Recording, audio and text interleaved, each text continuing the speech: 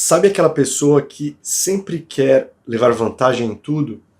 Com certeza você conhece alguém assim. Hoje iremos analisar uma psicografia de um espírito que teve este padrão de comportamento em sua última existência.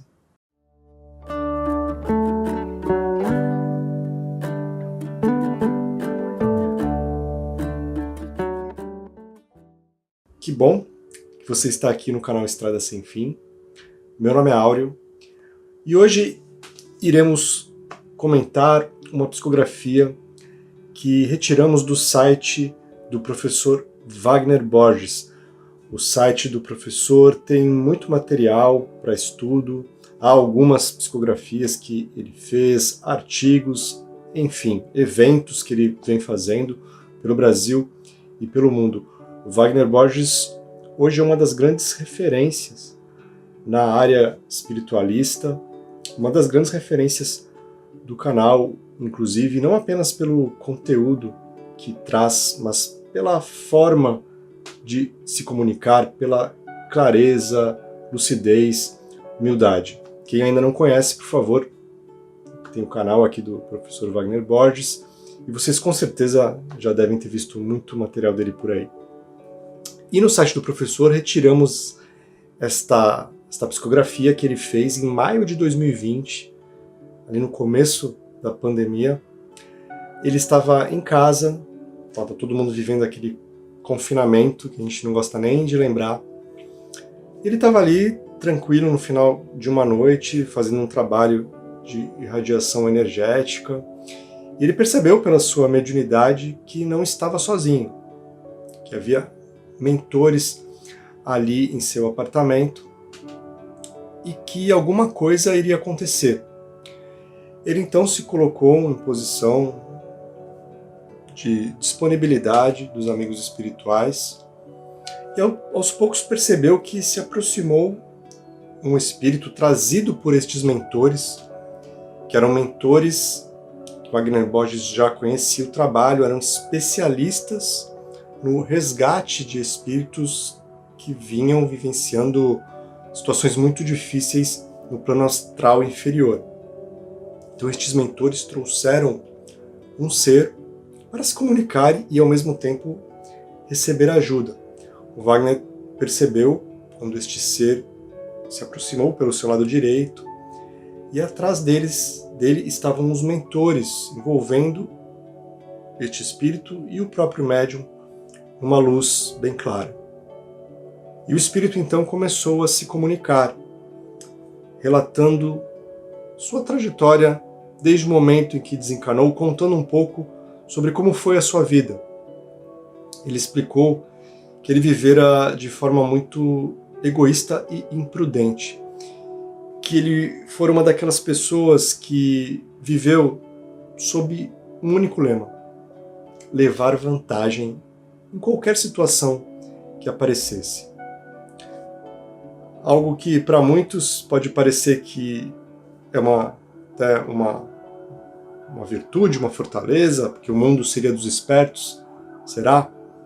Na verdade é muito mais difícil você não se levar por estes impulsos egóicos e não ser escravo destes impulsos e viver de acordo com o que a sua razão determina, pautado em leis morais e leis éticas.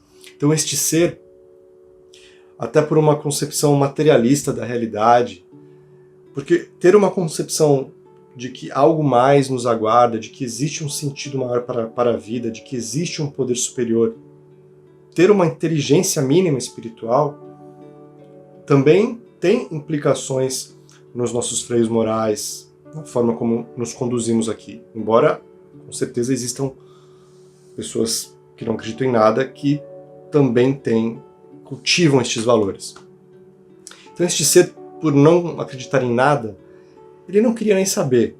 Ele se envolvia em qualquer tipo de falcatrua, negociata, oportunidade de golpe, enfim, prejudicou muitas pessoas e achava que estava abalando, realmente conseguia angariar altas somas de dinheiro e vivenciar luxos que a vida material permitia.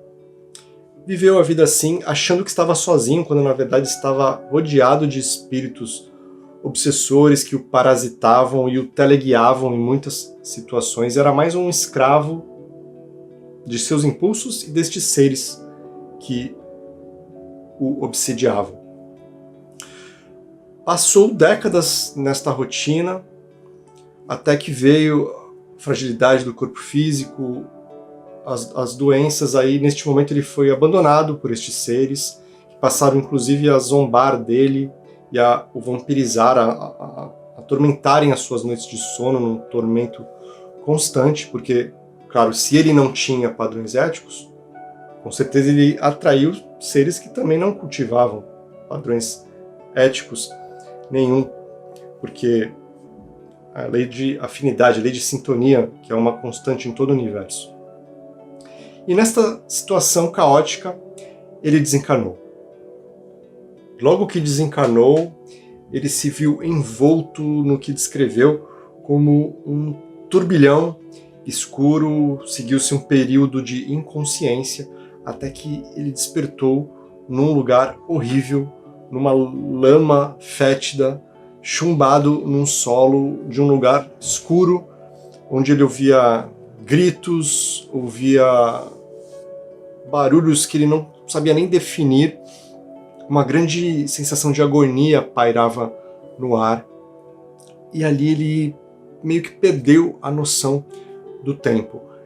Ele que durante a vida tinha agido com tanto egoísmo, com tanta obstinação nesse sentido, atraiu para o seu perispírito, para o seu corpo espiritual, vibrações e energias tão densas que o acompanharam depois da morte do corpo físico. E estas energias que ele atraiu ou estavam chumbando no solo do plano astral inferior, vibratoriamente próximo aqui à nossa dimensão física. E esta opressão de energias densas era tamanha que ele não conseguia nem olhar para cima. Ele estava chumbado no solo. Ele conseguia perceber que havia outros seres ali próximo a ele, nas mesmas condições. Imaginem o sofrimento. E sempre que a gente se depara com esse tipo de relato, muitas pessoas argumentam que um Deus todo justiça e misericórdia não permitiria que algo assim acontecesse. Mas a passagem por estes planos tem um fator pedagógico de despertar consciencial muito importante para o espírito. E proporcionalmente à aventura que a todos aguarda, este período é muito rápido, muito curto, mas ele tem sim uma importância. Até porque nestas regiões ditas umbralinas, tem tantos nomes, né? Esta região do mundo espiritual, cujo habitat ali é plasmado pelas próprias mentes dos espíritos que ali se agrupam por afinidade. Esta região ela tem um caráter purgativo, ela suga uma cota muito grande destas energias densas. Isso é muito bem explicado pelo mentor Ramatiz no excelente livro A Vida Além da Sepultura. Então, ele passou por esta situação, mas algo que contou muito para minimizar o seu tempo numa situação tão opressiva. Ele permitiu que esta situação o despertasse de alguma forma, porque há muitos seres que se desesperam ou se revoltam, achando que estão no inferno, que vão ficar ali para sempre. Ou se revoltam mesmo contra Deus, achando que não mereciam tamanha desventura. Mas este espírito que se comunicou, ele explicou que logo que ele se viu ali, ele percebeu, ele entrou num processo de reflexão profunda, repassou o seu proceder na última existência, lembrou de tantas pessoas que prejudicou, tanto choro que provocou, tantas frustrações, e ele percebeu que estava, de alguma forma, colhendo o que plantara. E ele foi além. Ao entrar nessas reflexões, ele blindou, de certa forma, sua mente para que não entrasse num processo de loucura, porque as vibrações nesse ambiente são tão fortes que o espírito pode perder até a lucidez por algum tempo. Mas ele, ao se permitir entrar neste nível de reflexão, ele não só encontrou esperança, mas passou a ajudar os companheiros que estavam ali próximos a ele. Formou assim um grupo em que, mesmo ainda sem conseguir nem olhar para cima de forma autônoma, livre, eles conversavam, aos poucos eles começavam a ganhar maior mobilidade, as energias já estavam densas, já estavam sendo drenadas.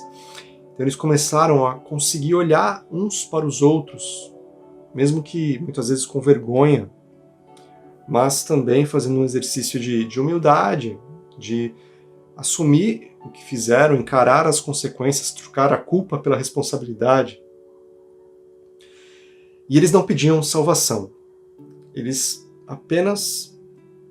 sabiam o que tinham feito, mas eles acreditavam no perdão e na misericórdia divina.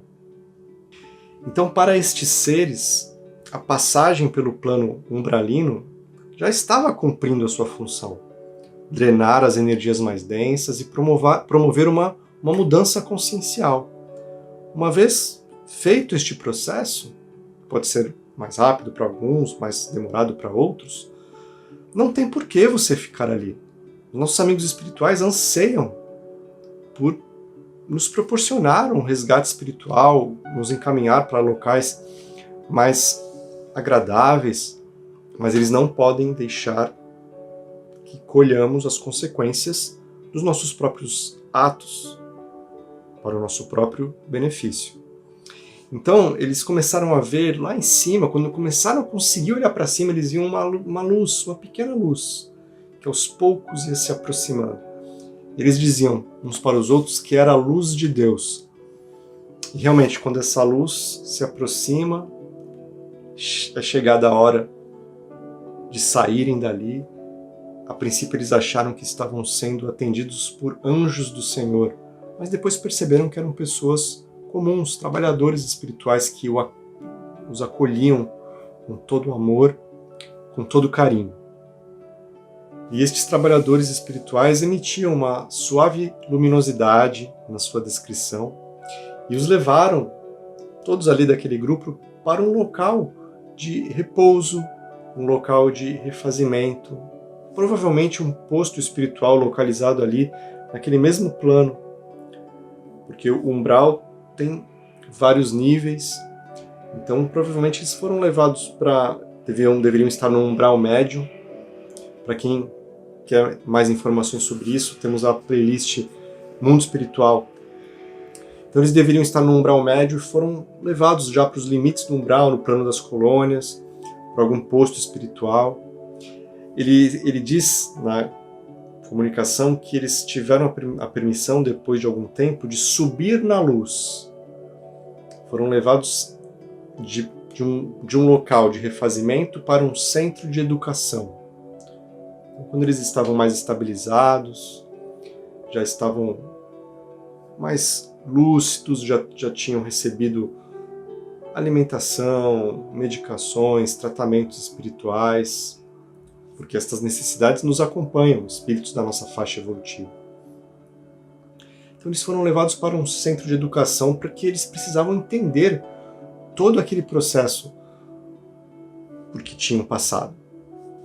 É fundamental compreender os processos que passamos, e eles fizeram isso com auxílio de terapeutas, de professores, de amigos espirituais, que, utilizando de técnicas que nós nem conhecemos aqui no mundo físico, fizeram com que eles abrissem a consciência, refletissem, sem nenhum tipo de julgamento. Ninguém nos aponta o dedo na cara no mundo espiritual. Nós mesmos vamos chegando a reflexões do que poderíamos ter feito, do que não fizemos, do que conseguimos realizar de acordo com as nossas capacidades. Depois de todo esse processo, que falando assim parece que foi rápido, mas foi um processo longo, eles chegaram no momento de ter a vontade de compartilhar as suas histórias.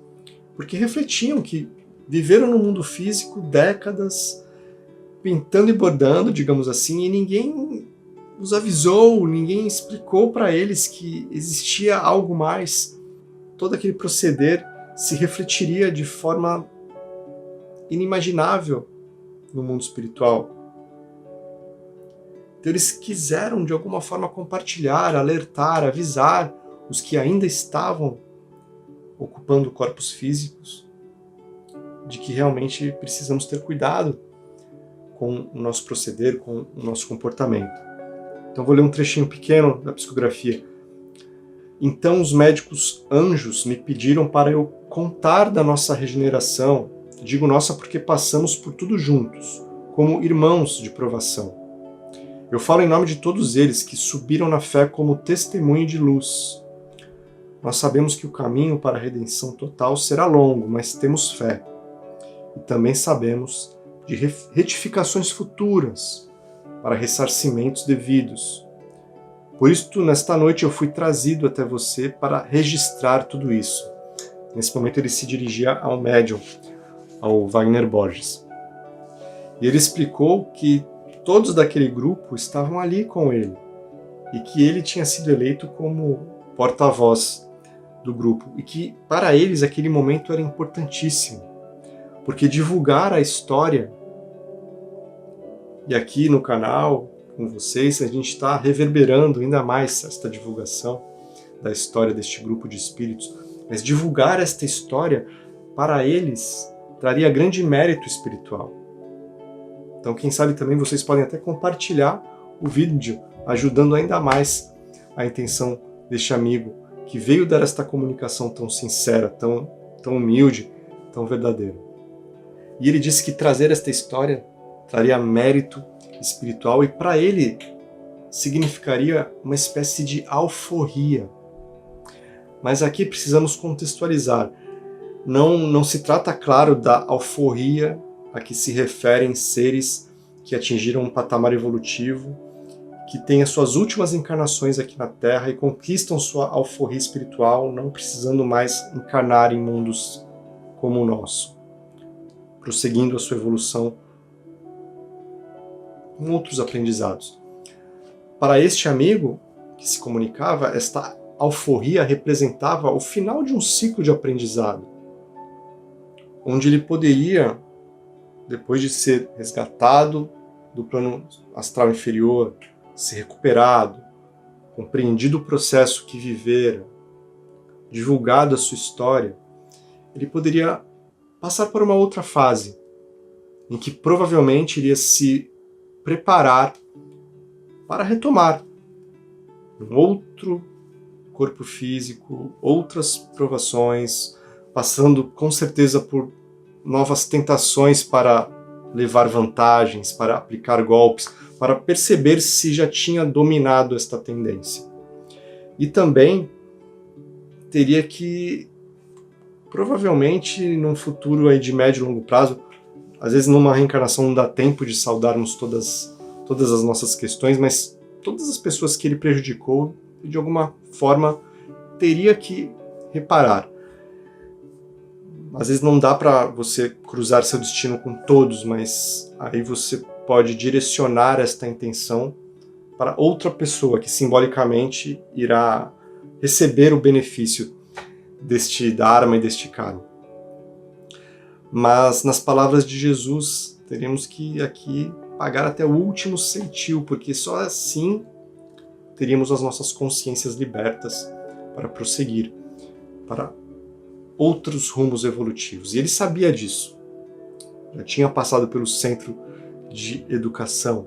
Sabia o que o aguardava, mas estava feliz e esperançoso. Porque já tinha percebido na pele que nós todos estamos sobre um oceano de misericórdia. Um oceano de misericórdia divina. Que tudo que passamos traz algum benefício. Mesmo nossos erros nos ensinam, nos dão experiência. Então, neste ponto, ele encaminha a comunicação espiritual para o final, até faz menção à música oriental que o Wagner tinha deixado tocando no apartamento, dizendo que ele nunca tinha ouvido nada parecido, que aquela música iria embalar aquele grupo na sua subida para os planos da luz, seu retorno ao mundo espiritual. Então ele agradece ao Wagner por aquele momento, momento em que também sempre ocorre o chamado choque anímico, né? Quando há um intercâmbio de energias do médium com o espírito, um intercâmbio de energias que é manipulado e assessorado pelos mentores espirituais de forma a ser benéfico, tanto para o médium e também para o espírito. Os nossos fluidos, nosso ectoplasma, os nossos fluidos animalizados podem beneficiar muito espíritos recém-desencarnados, espíritos desesperados, espíritos em sofrimento, porque tem um componente de analgesia, tem um componente de restauração de seus corpos espirituais, tem um componente até de despertar para um novo padrão consciencial. E o médium também se beneficia no contato com os mentores espirituais deste momento de intercâmbio mediúnico. E a história deste espírito nos traz inúmeras reflexões. Foi uma vida que ele levara quando encarnado, sem a leveza daquele que aprende a ceder em favor do outro, sem a leveza daquele que aprende a não buscar apenas os seus próprios interesses de forma egoísta, de ser escravo dos seus próprios impulsos.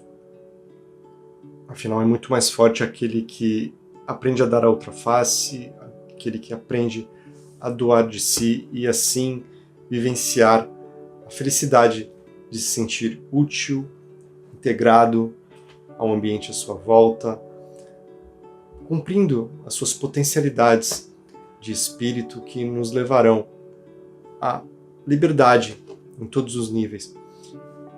Quero te agradecer por ter ficado comigo mais uma vez até aqui. Eu vou deixar na tela final 2 vídeos que têm a ver com esta temática de resgate em planos umbralinos. O primeiro deles, que vai aparecer à esquerda do seu vídeo no final, conta a história de extraterrestres a serviço no umbral.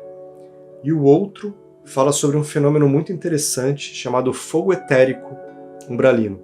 Não deixem de assistir. Se possível, se achar que merecemos, conto com o seu like, o seu comentário, que tanto nos ajudam e tanto nos incentivam a continuar o nosso trabalho por aqui. Alegria! Você é um espírito imortal, vivendo num universo sem limites. Um grande abraço, até um próximo vídeo. Tchau!